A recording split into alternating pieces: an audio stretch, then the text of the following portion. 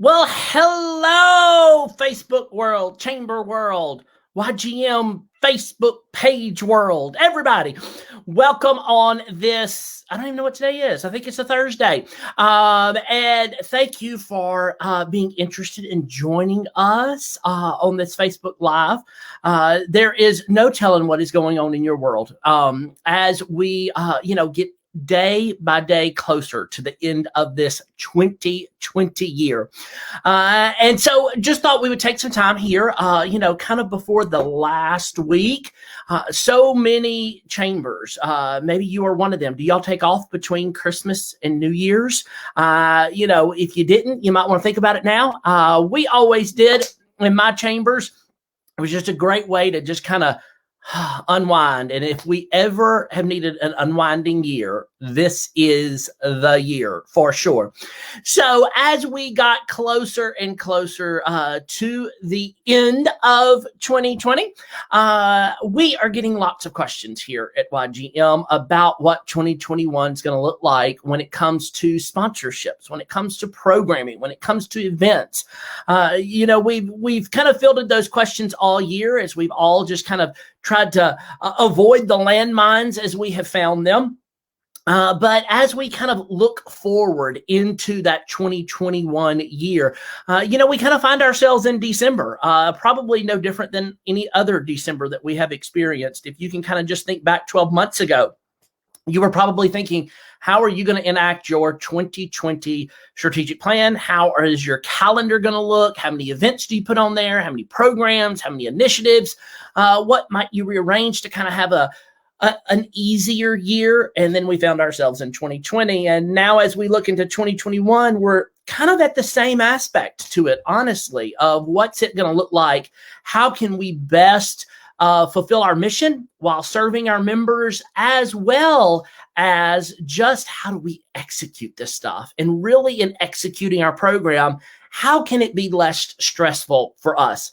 And so as we have the great benefit of going across the country, talking to chambers and helping them in their program of work, and not only in mapping out that program of work, but adding sponsorship dollars to it and gaining additional sponsorships, we're able to kind of discover new things and find chambers that are doing some things interesting way. And of course, in that process, what we are being flooded with right now are requests of just how do we do these events virtually, Jason?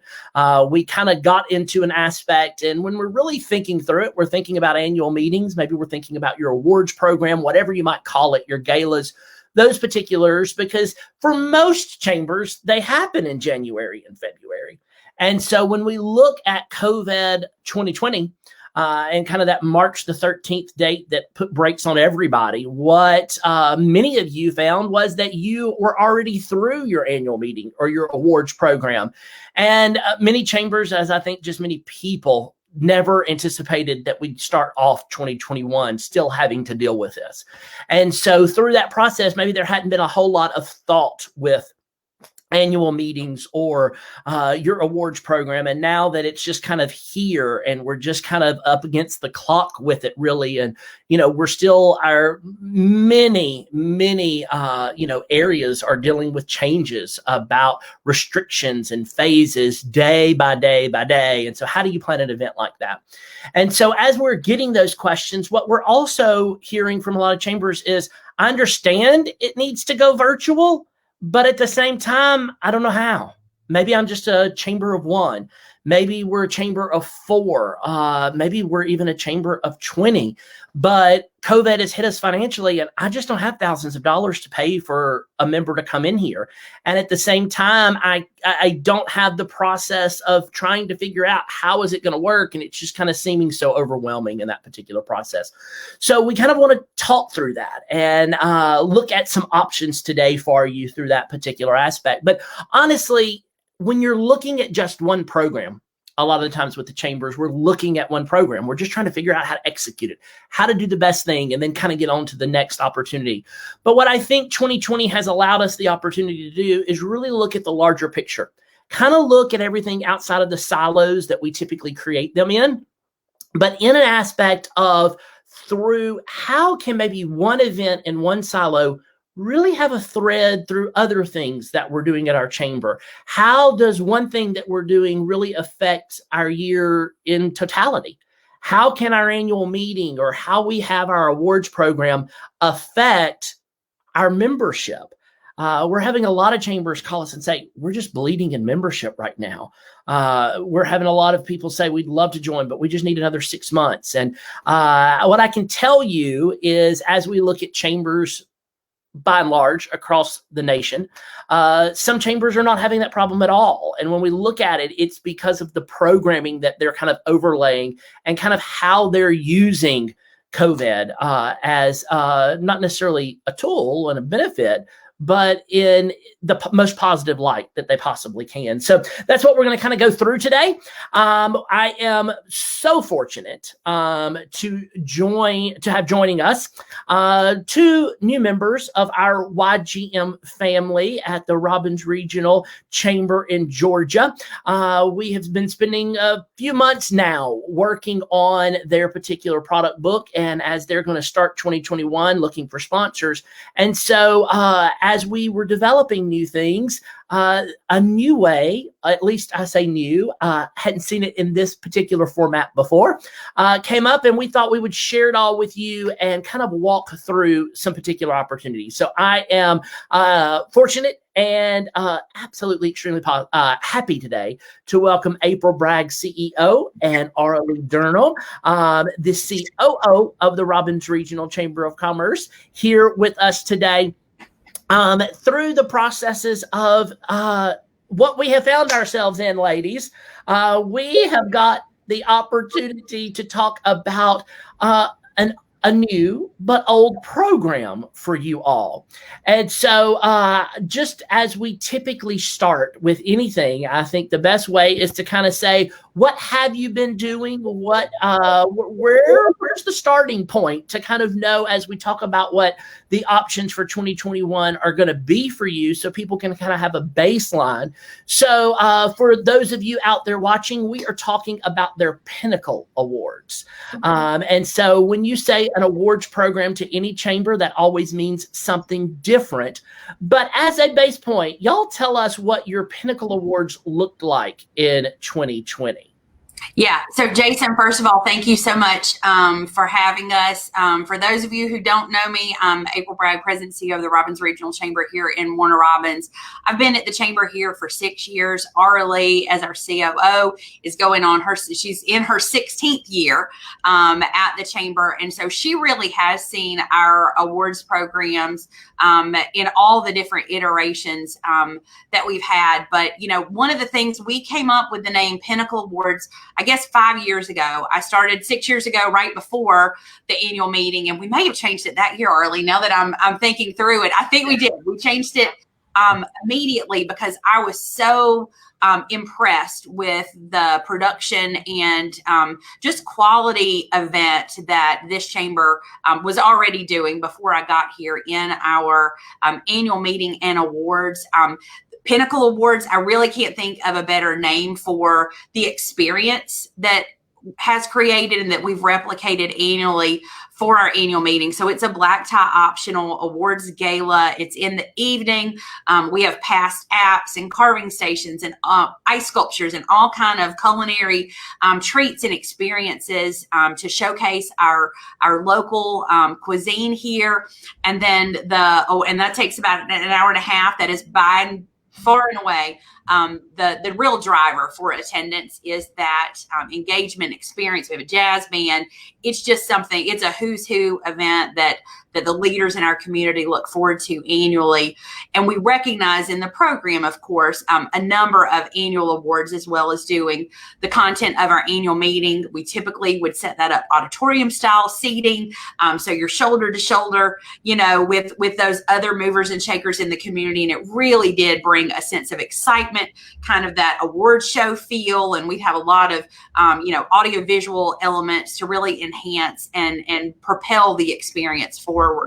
Well, looking to 2021, I know when when we started discussing what this year's Pinnacle Awards was going to look like back in August, probably like many of the people on this call, we were already assuming it was going to have to be virtual. We were thinking through, I know a number of chambers and other organizations that have pivoted their award ceremony to virtual, but are doing the swag boxes and all kind of other cool experiential things that I think are amazing, and I'm sure are very effective in the communities that are doing them.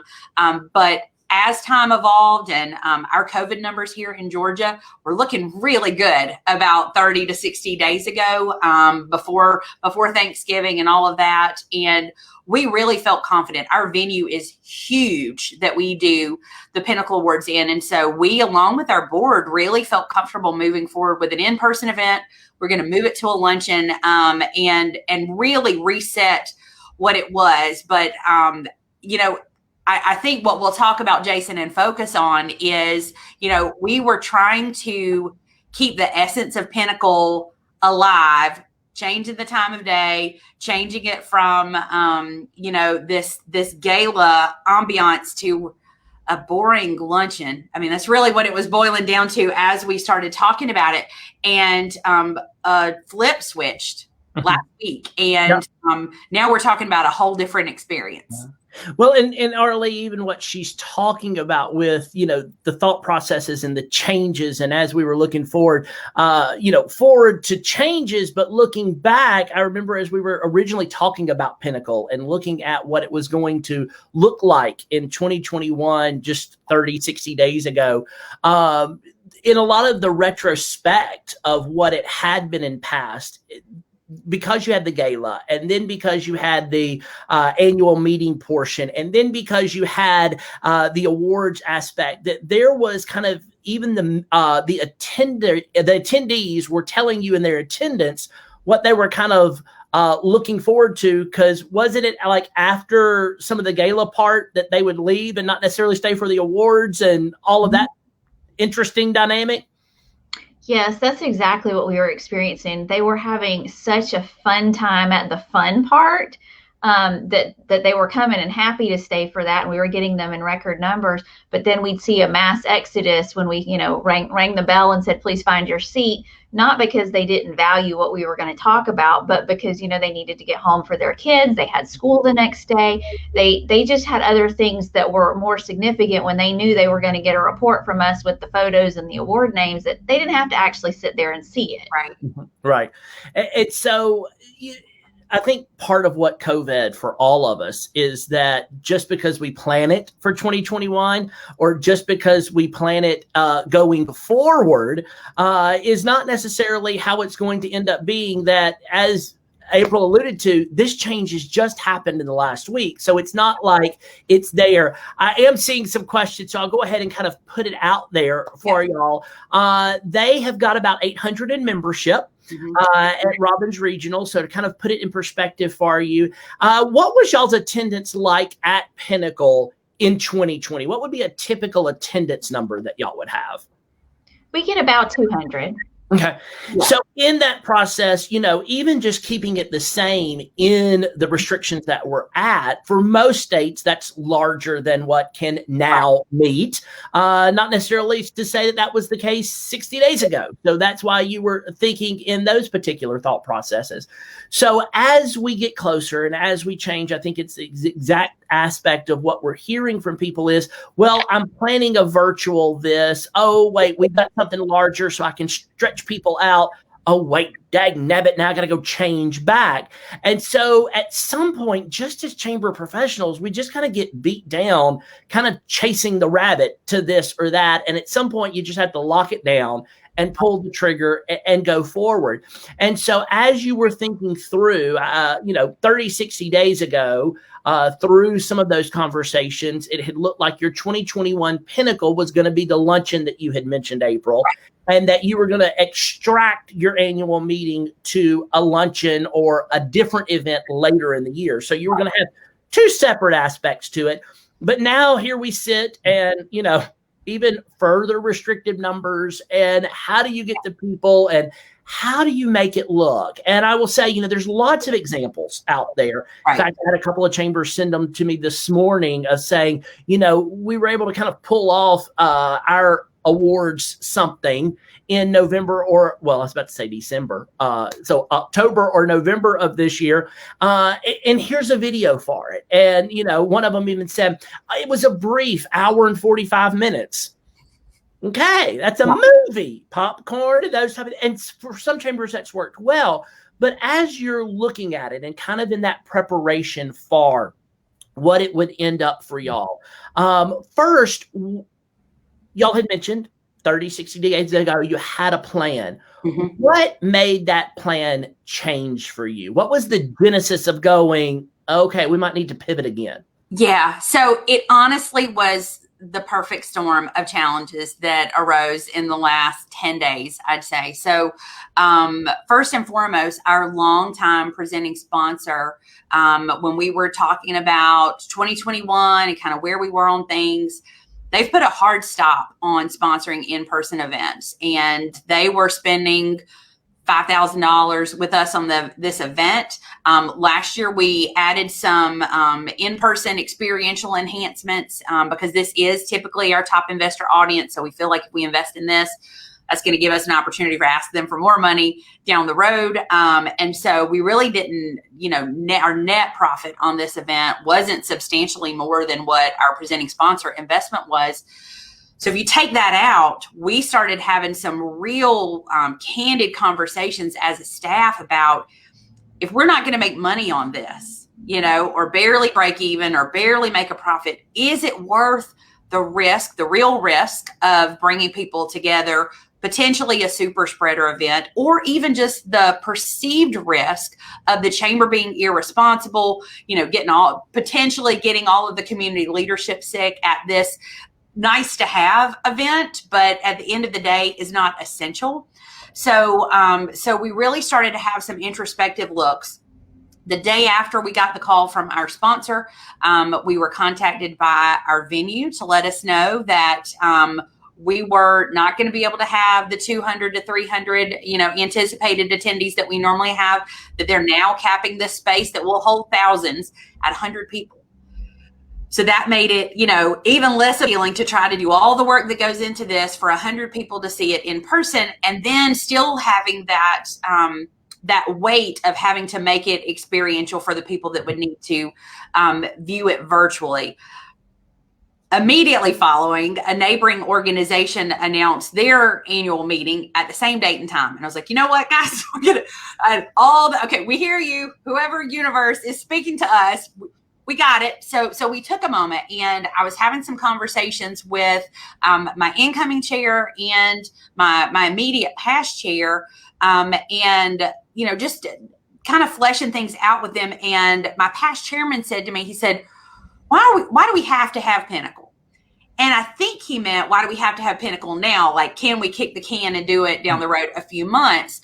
Of course, our bylaws call for us to do it early in the year. So that really didn't. But I started thinking through and talking to Aura Lee that evening, and I said, why are we doing it? And I think the thing that resonated with me is the word Pinnacle. So for us, we have really built up this experiential aspect of the who's who crowd and all the cool things that come with it. But really, even what we were planning for our luncheon was far less than what I would consider a Pinnacle event. And so those things really drove us to think, okay, what do we have to have? We have to have the annual meeting component. Our bylaws call for that.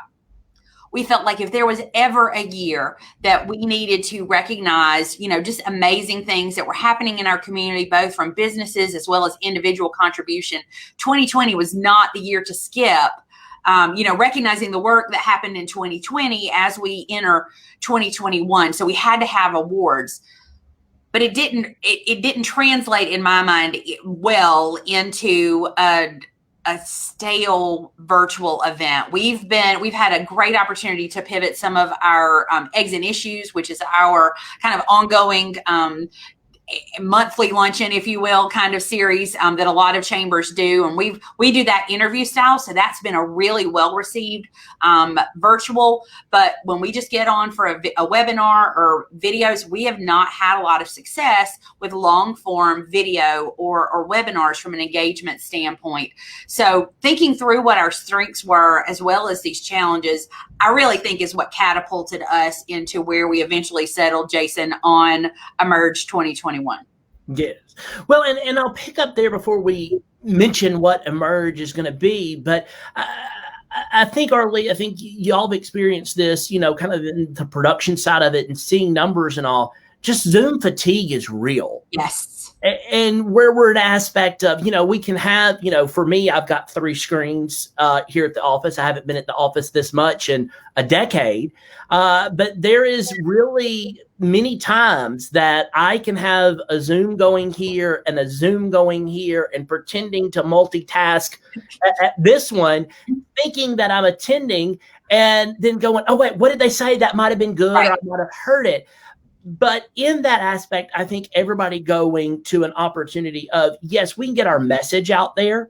We could have a luncheon. We could have that. But really, was it part of that really just said, we've got to look at it different in that particular process for y'all, I think? It was absolutely. We've really found, just as you said, that our members don't want to devote a long period of time to watch something, but 30 to 40 minutes seems to be good for them. It'll fit into their day okay. It doesn't take them away from what else they need to be doing.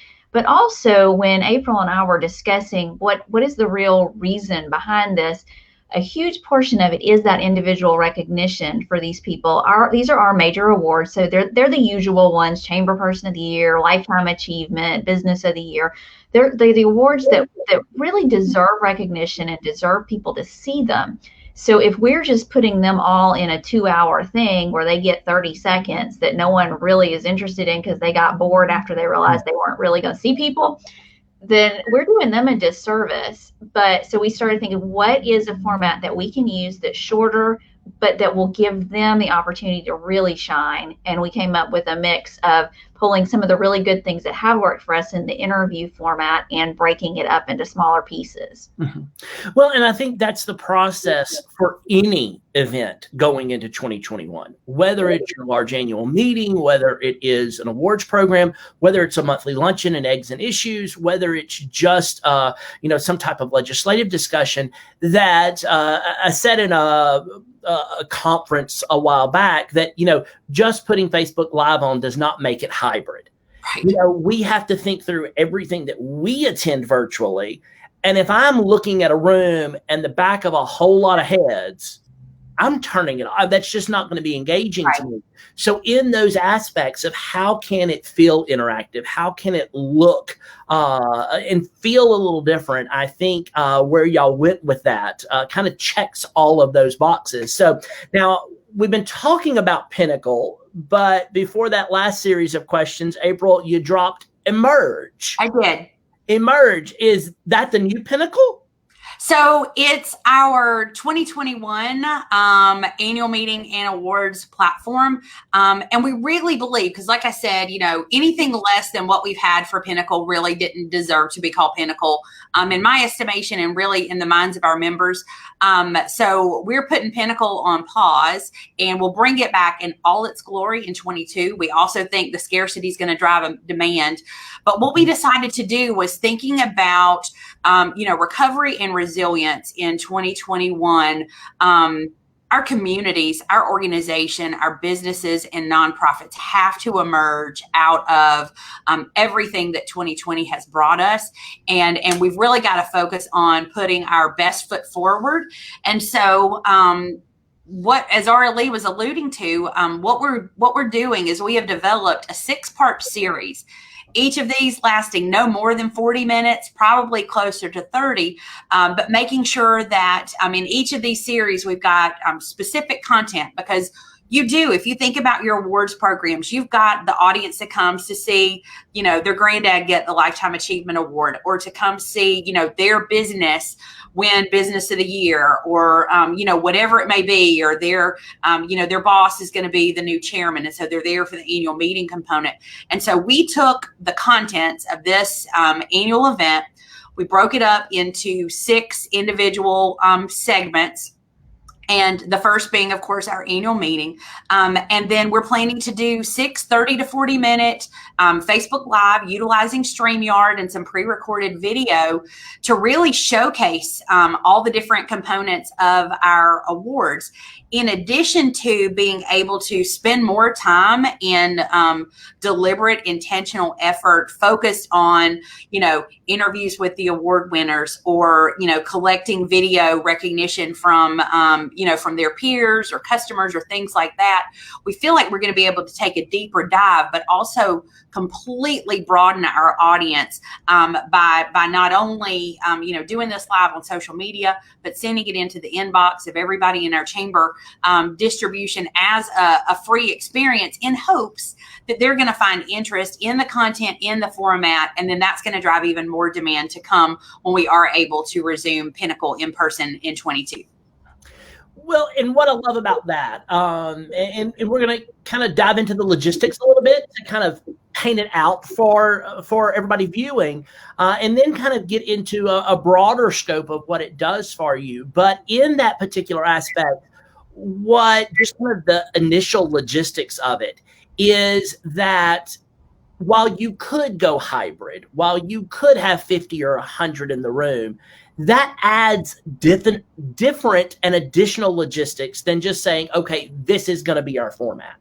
And so in those logistics and looking at it, when we're at any larger event, when you look at your past Pinnacle, Aura Lee, my guess is, and honestly, I kind of know this answer since we've been working together for a few months, getting for items, but you don't make your money on the tickets. You don't make your money on the butts and seats.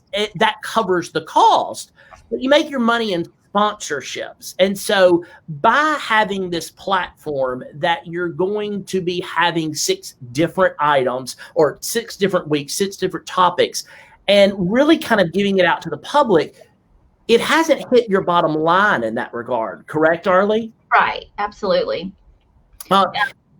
Because the sponsorships, then it's all net profit because you don't have the expenses that come with an in-person event. Right. As April mentioned, you mentioned, we just rolled this whole idea out last week, but the interest we've seen already suggests we'll surpass last year's revenue. So we're really thrilled. Absolutely. Well, and part of what I think comes with that, and we're getting a lot of questions about, are you charging and what's the sponsorships, and in those particular aspects, when you have this type, and even when you were thinking 30, 60 days ago about doing even a hybrid sense, there was still all that additional cost of making the boxes and the deliverables and, all of that to kind of make it feel different and special. Here, I feel that you're just charging straight on to say it is different, but we're not having to look at the office lift of staff time in juggling both. So in that aspect, we can get a lot more ROI to our members through those particulars. And then in those sponsorship dollars, with it being all gravy, you've got sponsorships built out to almost be $20,000. Yeah. And so, as it's going now, it looks like you're going to sell most of those. So to net 20,000 without having to buy a chicken dinner. Yes. I think just in that logistics alone is good for the chamber staff side as well as the members to go, this is great through that process. Talk us through, as you divide it up, was there a method to putting things together? Was it just kind of haphazard? How did you come up with 6 weeks versus, outside of just the time viewing, how did 6 weeks come about versus just a larger event? I think it's been a really interesting evolution, Jason. So one of the speakers at ACCE, at their summit this year, really focused on, you know, he has a group, it's called Rethink Camp, and Aura Lee and I have been part of his training. And one of the video series that he's doing is on lateral thinking. And so many times, you know, we focus as chamber executives on, you know, being strategic, and this is still very strategic, but he gave an example in a video I watched just yesterday about digging a hole, looking for hidden treasure. And he said, you know, at a certain point, when you haven't found the treasure, you know, you're asking yourself, do I just keep digging deeper, or do I use that same effort to go dig another hole or 5 more holes and explore other opportunities? And so in building all of this out, we wanted to make sure if we were going to break Pinnacle, then we wanted to be very, very sure that we were digging the right holes and offering multiple opportunities, both for viewership as well as for and distribution, as well as for sponsor engagement. So we started thinking, you know, just like our attendees are typically there for a specific purpose, the annual meeting part, an award, whatever, they're really not there for all of the awards. I mean, you know, we're being honest. We probably got 2/3 of our crowd that is there for one person or one organization. So we were very intentional in the way that we broke our content up. So our very first week will be our annual meeting component, if you will. So we'll have our outgoing chairman. We'll share kind of a look back, and I'll interview him and talk through, you know, some of the significant milestones of this year. He will award his chamber champion award, and that makes sense because he's already involved in that program to bring on the chairman's award. And then we're going to pre-record the passing of the gavel between our outgoing and incoming chair and insert that video into it, and then leave out of that with our chair-elect kind of signaling, you know, what is to come in 2021. I think everybody on the call would agree that, you know, you can't really get past 2020 without some kind of, you know, significant recognition of the community heroes, the outpouring of support, essential workers, and everybody who helped to lead our individual communities through the challenges presented in 2020. So our second session in the series is going to focus on community heroes. We're going to bring on, you know, the CEO of the hospital and, you know, the technical college and some of our essential industry folks. We're doing probably like a 10-minute professionally produced salute tribute video to everyone with sort of an I am essential through line that goes beyond, you know, first responders and healthcare, but also is taking into account, you know, the people working in warehouses, making sure that, you know, packages are getting out, or the stock boy at Walmart who doesn't have the same protections that those first responders and healthcare workers do when it comes to, you know, exposure to the virus and things like that. And in that session, we have 2 businesses that are receiving Community Impact Business Awards, specifically because of their contributions to the community through COVID. And so, again, that was very intentional, bringing them into that program.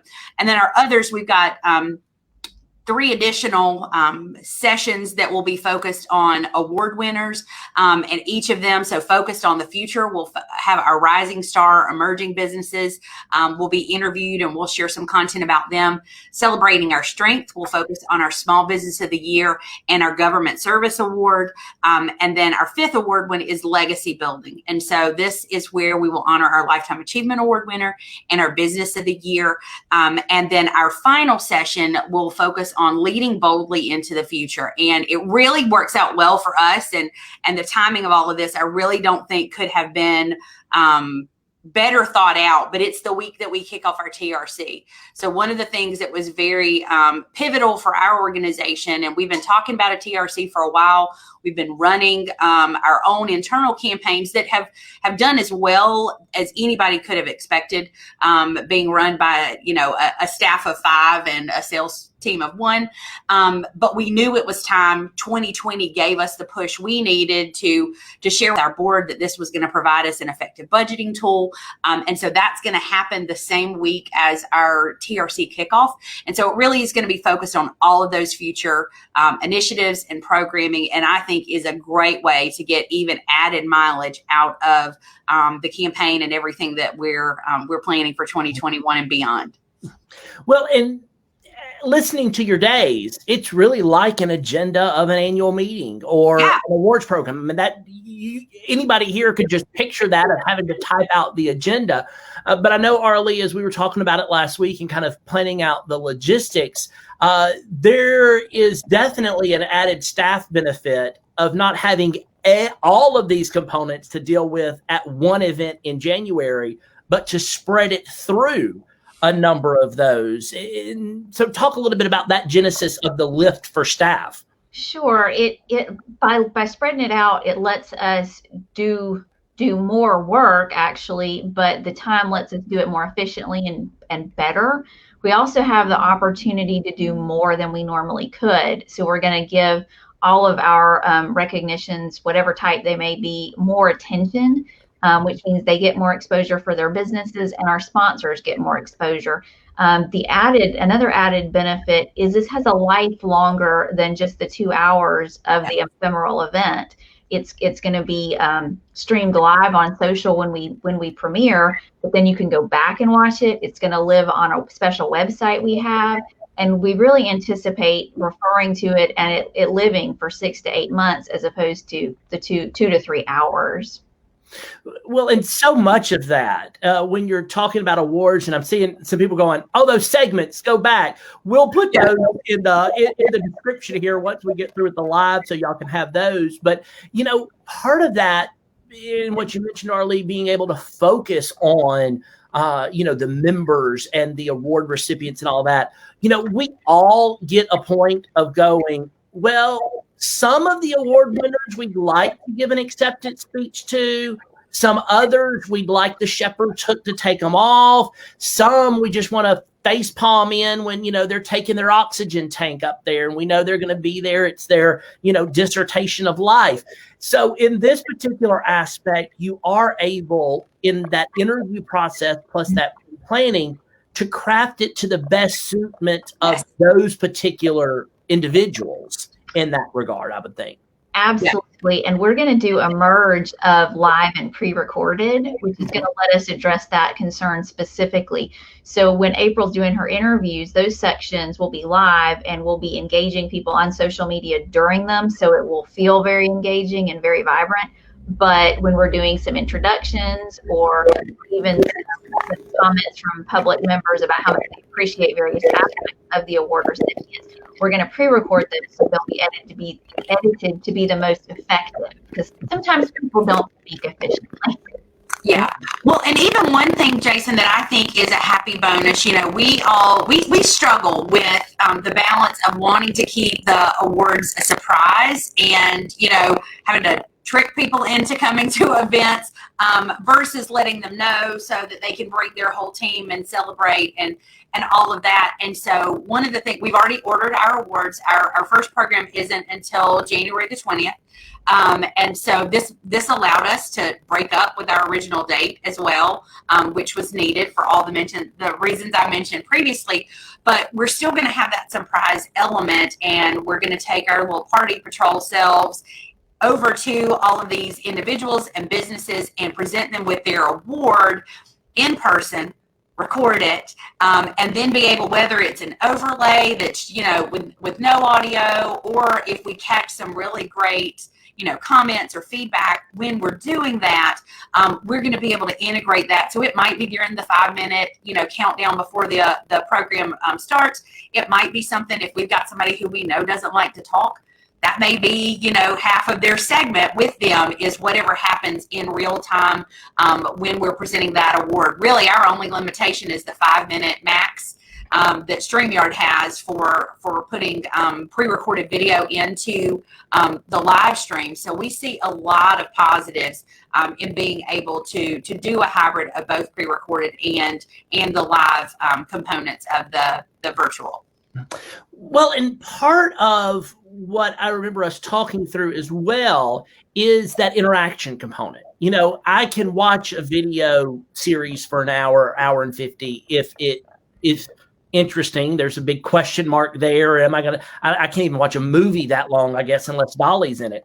But in that particular process, how do we get our members engaged? How do we get the public engaged? And so by announcing these ahead of time, you are fostering questions to come in early, people that are tied to those attendees to be here, and whether it's comments that about how maybe they've affected them through their life or the professional development, you're fostering that encouragement and kind of driving it rather than sitting there fingers crossed hoping people watch something and then letting you know on the back end.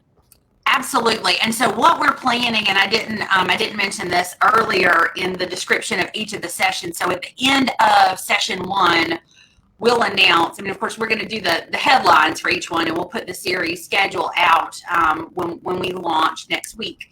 But at the end of session 1, we're going to announce who our Community Hero Award winners are, so that we've got that week for people to say, oh my gosh, we've got to get on, we need to log on and show our support, or those that we know that are close to them, we're going to solicit them for videos that we can interject or, again, build into our pre-recorded content. So I think it really does. There's so many times that we'll have gotten done with Pinnacle, which for us, somebody was asking about price. That was a $75 a head event. So it wasn't cheap. And because it was the mix and mingle, a lot of times, and what I think was keeping our attendance around, between 200 and 300, is it tended to be senior leadership. And unlike at my previous chamber, your company would come in and buy a table. We didn't have tables. And so it really ended up being a couples event where it's typically the CEO and a spouse, or the handful of executive team members. And so now that everybody's getting this access, we feel like it's going to open up some new opportunities for people to weigh in, for people to engage and feel like they're part of the programming. Because if it's somebody significant to them and they missed coming to Pinnacle because they didn't know, they weren't going to take a chance on a $75 ticket. And most of our awards we don't announce finalists for, so there's really no way that Aunt Susie, who also owns a bakery, would have known that we were recognizing the flower shop down the street. You know what I'm saying? So this is a great way to give a heads up to those that will care and want to know and want to be supportive. And I'm even envisioning people sending flowers or some kind of something physical to the business. And I think the possibilities are endless when you let people know what's happening, which is a really neat component, I think, of the way that we're doing it this time. Well, and that particular component is kind of where I'd like to put a bow on it before we open it up for some questions, because I know there's been some sponsor questions and all that. And for those of you, as we prepare for that segment, if you've had questions, feel free to be putting them in the comments so that we can address those. And if you haven't figured it out yet, there's a link in the description that you haven't given StreamYard access. You've got to do that on your Facebook to have access there. But really what I loved about this as it was developing over the last week, and the thought process of 6 weeks. And, sometimes people will hear 6 weeks and go, oh my gosh, I'd much rather just get it over with in a day. But really looking at it and really the longevity that you can get, and not only it just being housed for, 6 to 8 months somewhere, but it's really part of what y'all have done all during COVID. And that's really the chamber branding piece. I am getting so many chambers in their call of saying, how do we stop this membership bleed? How can we get, at least them to just renew? I'm not even necessarily worried about new members. I just want to stop the bleed as we kind of really take a self look at the opportunities and really look at the chamber itself. A lot of times we're just worried about getting the budget. We're not looking at how can we maximize our potential at the chamber. And so, not too many months ago, I was there and we went to a restaurant, and, they had several signs that you all had just created and distributed all to the business. That was the social distancing and the hand washing and the wearing of masks. But the biggest thing was there was your logo all right there. And so it was the branding of the chamber. And then by using social and getting to the public and to that mass kind of group of just citizens and discussing, you had an opportunity that everybody's seeing the chamber in a different light. And so now taking that next step of taking 6 weeks and really focusing, and by not charging for the event and making it all in sponsorships, you're continuing to add viability and credibility to an organization that is going to perpetuate all through 2021. Talk a little bit about that. Aura Lee, I'll let you jump in. I'm not really sure how to answer. I think we're really just thinking it'll carry through. Mm-hmm. I think for those of you that might not know, I would recommend that you're on Facebook at some point, go look at Robins to Go. That is a group they created at the start of COVID that's 15,000 plus citizens strong, not membership, but citizens. And so they're having interaction with business that is seeping all throughout the community. And so now to break this event up, and to be having that kind of social time and in this particular aspect, I think it helps add the branding to the chamber that for those chambers who tell me, oh gosh, our membership's bleeding, it's because when you really get down to it, they don't feel the chamber necessarily has a lot of substance because all the events are gone and there's not networking. But yet when you're able to create this type of programming, you don't have to have an in-person event to show the community that you are standing in the gap for businesses during this particular time. And I think part of that comes with, we kind of had a question that was just asked about your expenses and your revenues. And I think that all comes back to it, that when we're not having to focus on what's the dinner and what's the seating going to be like, and are we going to have to do temperature checks and all of that, then really the most of what your expense is going to be for this is staff time, you choosing a platform of StreamYard. And honestly, we wanted to do this on StreamYard. For some of you that might go, I don't have the capabilities. I don't have the staff to do it. I don't have the member that can produce it. We've gotten so many chambers that as they're talking to us, they're like, the cheapest we can figure out how to price, an awards program like this is to have somebody come in and, we're going to be spending $4,000 or $5,000 on it. And I just don't know that I can do it. Yeah. Well, announcement for everybody listening. This is the third time we have used StreamYard ever, period. From the first time I signed on to my little test run till today, I've done it 3 times. I'm not saying it's got all the bells and whistles. There's so much more. And honestly, April and Aura Lee have been using it all year long and can show me so many components. But I wanted you all to see that it is easy. We could bring in different types of people if we needed to and have different branding and logos and all of that. So you've got like a $240 expense all year to use StreamYard. So if you're thinking about just one event, it multiplies.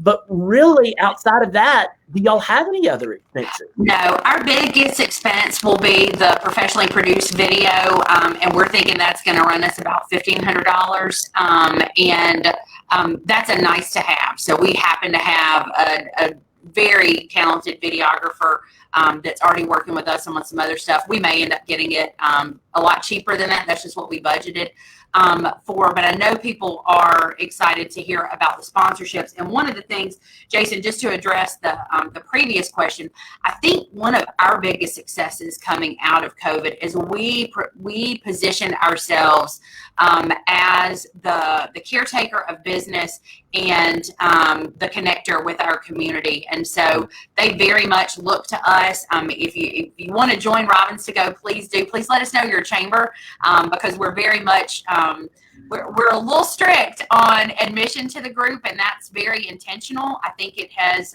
helped us maintain such a great engaging platform. I mean, any day of the week, we have at least between new posts and comments on posts, we have anywhere from 75 to 400 posts and comments a day that come into that group, and they're all looking for referrals or businesses sharing what they've got, going on and opportunities to engage with them. And it has really been a tremendous opportunity for us to connect in a meaningful and positive way with our retailers, our restaurants, and service businesses who, if we're being totally honest, weren't coming to our event, but never would have set foot in a Pinnacle Awards because they can't leave the cash register or they can't leave the shop. Right.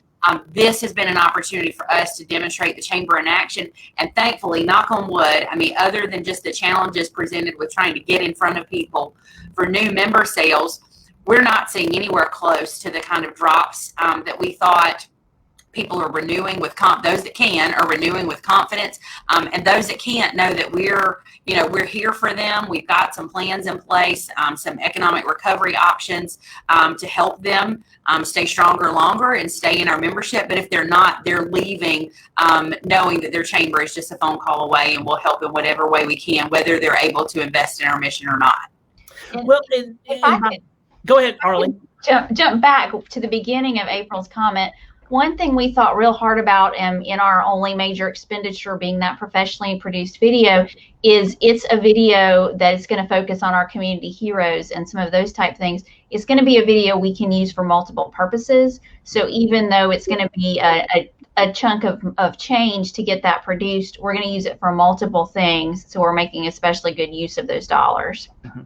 Well, and that's the beauty of where you've established yourself to what you're looking for. And as what you just said, Arlie, of using it for multiple purposes, we're just not looking in the silo of what is now emerged, but it's how can we use our resources across. And so when you're able to make a decision that really reduces the expenditures that you have, and you don't have to cover it, and you don't have to, okay, well, we've got to guarantee a caterer 200. So, I hope, we're not stuck at 150 and coming and all of those particular aspects.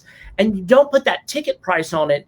Then sponsorships really do, in Louisiana, we call it lagniappe, a little something extra that's helping come into the budget there. So really, as you look at it, it's kind of like you look at sponsorships every which way for any event, or at least that's the way we do in looking at it, that no matter the medium, no matter if it's virtual, no matter if it's hybrid, no matter if it's in person, really, as long as sponsorships get them as the sponsor to a target audience that they're needing, that's what they find the value in. If we as chambers tout so much that it's about being somewhere, we're really shooting ourselves in the foot. It's about being in front of that audience. And so in that aspect, for you to be able to take it virtual, you've increased the opportunity for their reach to grow. If double, try, depending on where it fits in social. So it has been the process that we've looked at in building out the benefits for the sponsorship levels for this is as they kind of naturally fall. You're going to have an event program sponsor because you've got 6 weeks. You're looking at that, and even in that community piece, because you see it using other places and in other ways, that sponsorship's a little higher. And I think in chamber world, we get so used to, well, all 6 weeks would have had to been the same. Well, not necessarily if that reach is going a different way. So maybe give a little bit more details into maybe some revelations y'all had as we built out sponsorships for them and those particular aspects. Yeah, I think for me, the biggest opportunity that this provided was really targeted focus on sponsors that aligned with the various awards. Previously, we had, a presenting sponsor and then some, silver sponsors, if you will, and then some experiential elements. So we had someone that sponsored the band, someone sponsored the coat check, someone sponsored the bars, which are all great engagement opportunities with their own unique benefits. So our presenting series sponsor, we left the price the same, the $5,000. Of course, the benefits are a little bit different because it's virtual than an in-person event, but they're the sponsor for the series. And then each of our sessions has an individual sponsor. And so I'll give you a great example. So we realized that our Lifetime Achievement Award winner and our Business of the Year have a commonality in a local financial institution that they're both very much aligned with. We had already put together the programming, but that just took one quick phone call to let the person that nominated the Lifetime Achievement Award winner know, hey, we're moving forward with your nominee. And by the way, they're going to be recognized along with this business. And basically they said, how much do you need? And so we were able to lock in that sponsorship in one phone call.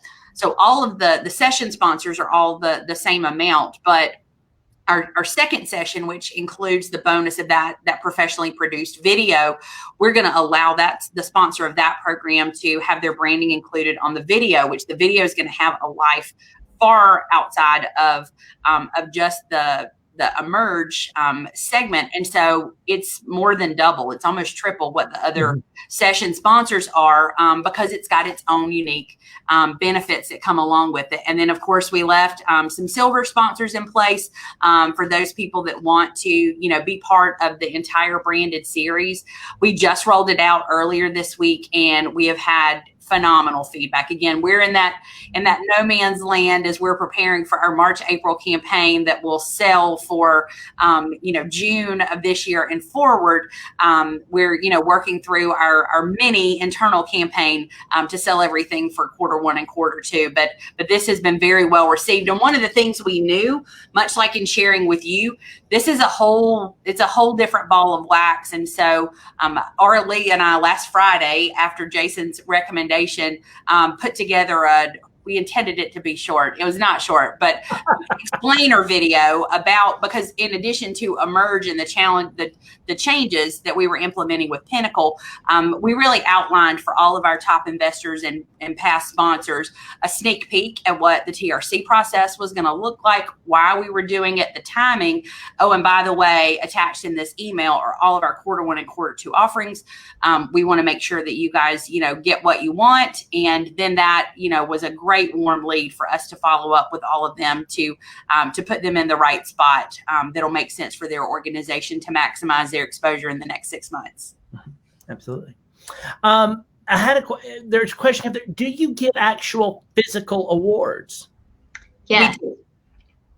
So what's the thought process that you have of is the presentation going to become part of that kind of B-roll, or are you going to wait and present it after the virtual live? So we're going to do those ahead of time. So our plan, we've already ordered them. Our plan is to go out party patrol style, balloons in hand, and all the appropriate people masked up, and surprise them at their business with the award. And then we'll be able to use that footage either in teasing out the next session, use it in B-roll, or if they happen to not be a great speaker, but have some shining moment when we're giving it to them, or just something that's, emotional and will draw a crowd in, then we might use it as a feature during the live segment as well. As we near 4 o'clock Eastern, 3 o'clock Central, and, back for time zones, and wrapping this up, any thought processes of your entire thought process of Emerge, or really anything that you think needs a little final nugget too?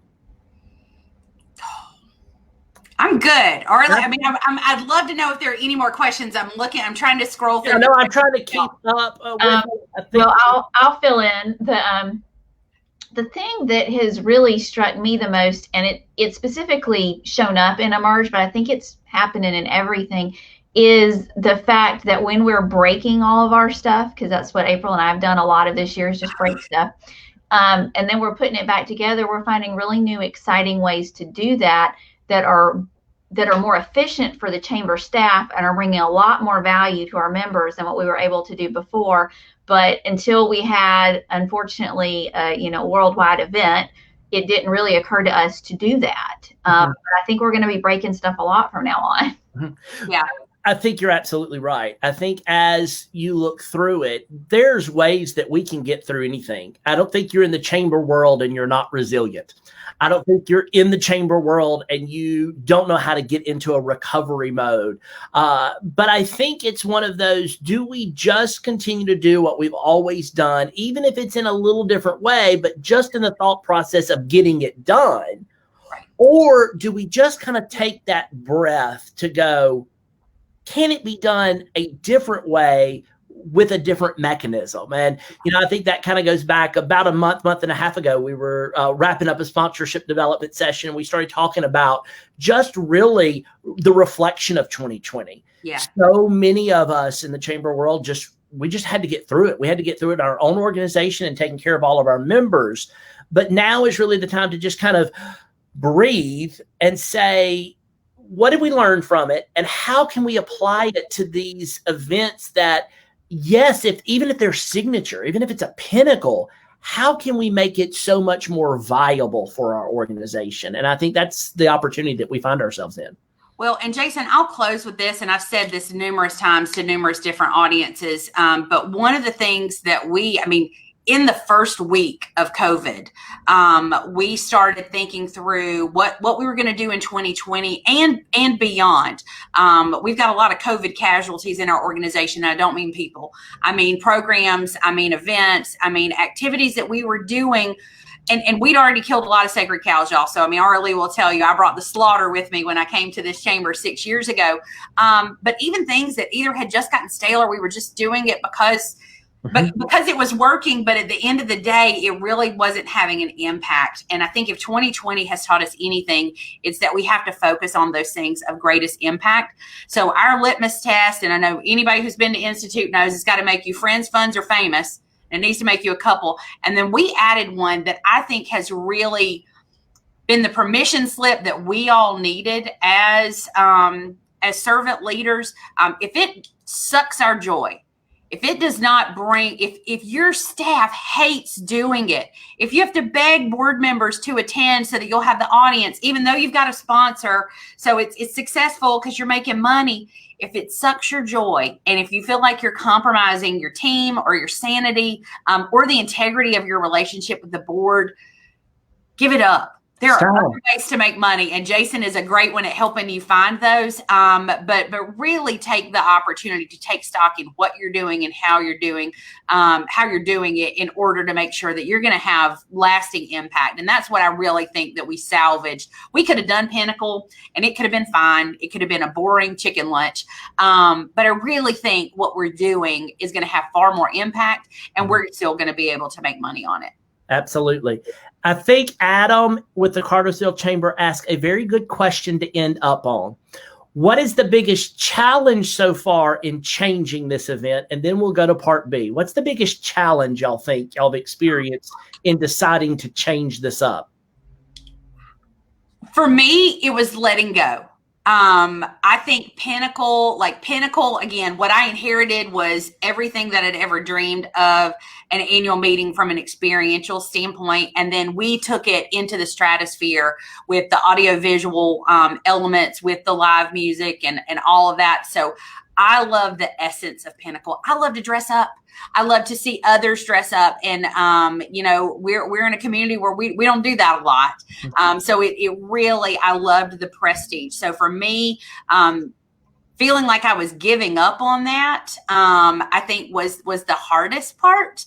But what I'm most excited about is the opportunity, and I think it's what we've done probably best in 2020, is to shine the spotlight on our members and to tell the great stories of the people in their own words, and hearing from others that have been impacted because of the contributions they've made to our communities. We lose that. I mean, we can do a nice, shiny video package, but it's 2 minutes long. And it plays in the time that it takes them to walk onto the stage, shake, take, and smile. And so I think that that's what I'm most excited about, is that not only the 200, thought leaders in the community being in a room, getting to see us celebrate them, but having a more meaningful, a richer, a deeper celebration, and them getting to share it with the world, both live and then in the videos that are going to live on far beyond this original rollout. Aura Lee, yours? They're actually the same as April's. I really don't have anything to add. And that is true. We love Pinnacle. They love Pinnacle. And what I love about a good chamber team like this is they both bring a different perspective in looking at the event. And when it fleshes out for them that they both accept it, you've got a pretty good event planned out when it goes through that kind of that myriad of structure there. So, well, ladies, thank you for spending your time. For those of you that have joined us, thank you. Hopefully you've gotten a good idea. And I would even say, if you've already got your annual meeting planned, or if you've already got your awards planned, still take this thought process, because, unfortunately, we're just not talking about a January, February timeframe here. We're really thinking into the first quarter, potentially even the start of the second quarter. So how can you look at things a little differently? How can you take these opportunities? Maybe it's just something here, as I don't want to say as basic as StreamYard, but it makes it change a little bit. Everybody's so used to Zoom. And so what I would say here, you don't need a whole lot to run and make this look professional. But most of all, what I would say about Chambers is, I get a question all the time of, I don't have the thousands to do productions. As a chamber, you are a model for your business members, and they are going to be far more apt to use something like this than they are to, do $5,000 on a production video. So doing something that they can mimic shows them that you're the tool that you need to be to help them grow in their business. April? Yep. Jason, I got one last thing. You mentioned StreamYard, and I'm so glad you did. So as Jason said, we've been using it all year long. We've got a ton of StreamYard content on our YouTube channel, Robbins Regional Chamber. If you guys want, I dropped my email address in the comments.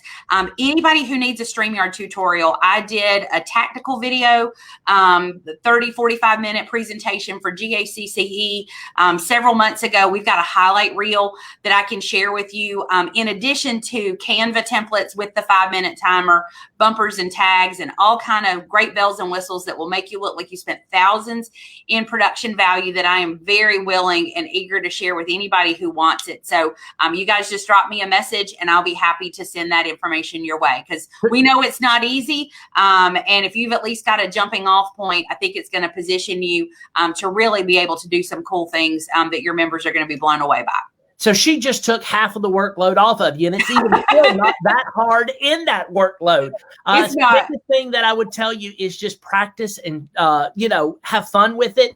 And from there, I hope y'all all have a blessed rest of your week. And we'll probably see you all in 2021. Until then, have a Merry Christmas. Merry Christmas.